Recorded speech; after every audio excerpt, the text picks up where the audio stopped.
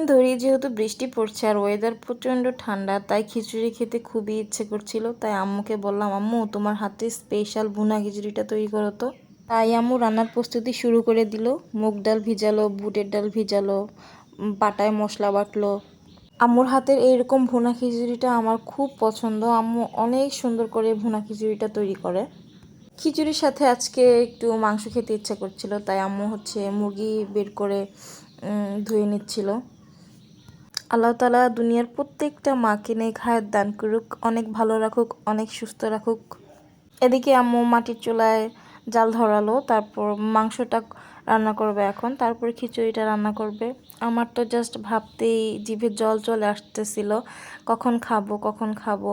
তার মধ্যে আম্মু রান্না করতেছে, অন্যরকম একটা মজা। তো অনেক মাস পর পর সুযোগ পাই আম্মুর হাতে রান্না খাওয়ার, তাই যেইটা খেতে ইচ্ছা করে জাস্ট আম্মুকে বলি আর আম্মু রান্না করে দেয়। এই যে আমার সুন্দরী মুরগিটা যাচ্ছে টুলু, এদিকে আম্মুর মুরগি রান্না করা শেষ, খিচুড়ি বসাই দিছে।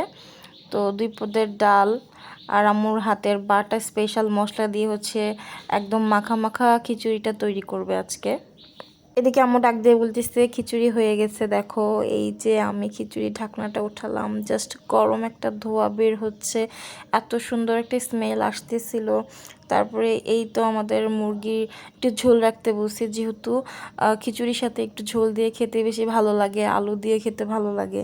আম্মুকে যেভাবে বলছি ঠিক সেইভাবেই রান্না করে দিয়েছে।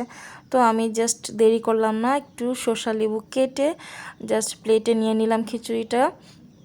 আজকে অনেক খাবো, অনেক কি বলবো, এত মজা হয়েছে মাশাআল্লাহ, আলহামদুলিল্লাহ।